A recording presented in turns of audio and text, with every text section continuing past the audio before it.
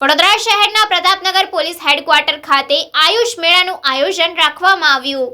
આરોગ્ય અને પરિવાર કલ્યાણ વિભાગ, ગુજરાત સરકાર તથા નિયામક શ્રી આયુષની કચેરી ગાંધીનગરના માર્ગદર્શન હેઠળ સરકારી આયુર્વેદ મહાવિદ્યાલય અને સંલગ્ન હોસ્પિટલ વડોદરા દ્વારા આયુષ મેળોનું આયોજન કરવામાં આવ્યું હતું। આ આયોજન વડોદરા પ્રતાપનગર પોલીસ હેડક્વાર્ટર ખાતે રાખવામાં આવ્યું હતું। આ કાર્યક્રમમાં વડોદરા શહેર પોલીસ કમિશનર નરસિંહા કુમાર તથા ડીવાયએસપી, વડોદરા આયુર્વેદિક કોલેજના વિદ્યાર્થીઓ તથા પ્રિન્સિપાલગણ સહિત વિવિધ આયુર્વેદિકના સ્ટોલનું આયોજન કરવામાં આવ્યું હતું। આ કાર્યક્રમમાં શહેર પોલીસ હેડક્વાર્ટર ખાતે તમામ પોલીસગણ ઉપસ્થિત રહ્યા હતા અને આ કેમ્પનો લાભ લીધો હતો। આ કાર્યક્રમમાં વિવિધ આરોગ્યલક્ષી પ્રદર્શન તથા માનસિક સ્વાસ્થ્ય અંગે પણ માર્ગદર્શન આપવામાં આવ્યું હતું।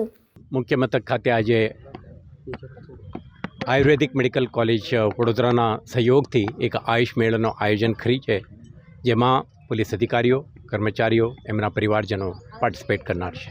તમે જોયું છે કે છેલ્લા કેટલાક વર્ષોથી ભારત સરકાર અને ગુજરાત સરકાર દ્વારા જે આપણા ભારત વર્ષના પારંપરિક ટ્રીટમેન્ટનું જે પરંપરા છે, તો આને એક ફોર્મલ પ્લેટફોર્મ આપીને લોકોના સેવામાં સમર્પિત રહીને કામ કરવાના એક પ્રયાસ છે। આના ભાગરૂપે આયુષ આજે એક વ્યવસ્થિત સ્ટ્રીમ બની ગયું છે।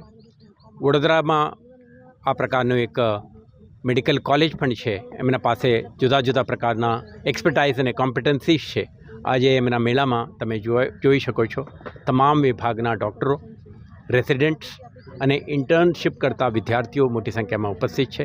મને વિશ્વાસ છે કે પોલીસ વિભાગના અધિકારી કર્મચારીઓને એલોપેથી ઉપરાંત એક અલ્ટરનેટિવ સ્ટ્રીમ ઓફ ટ્રીટમેન્ટ તરીકે આયુષ ઉપલબ્ધ રહેશે।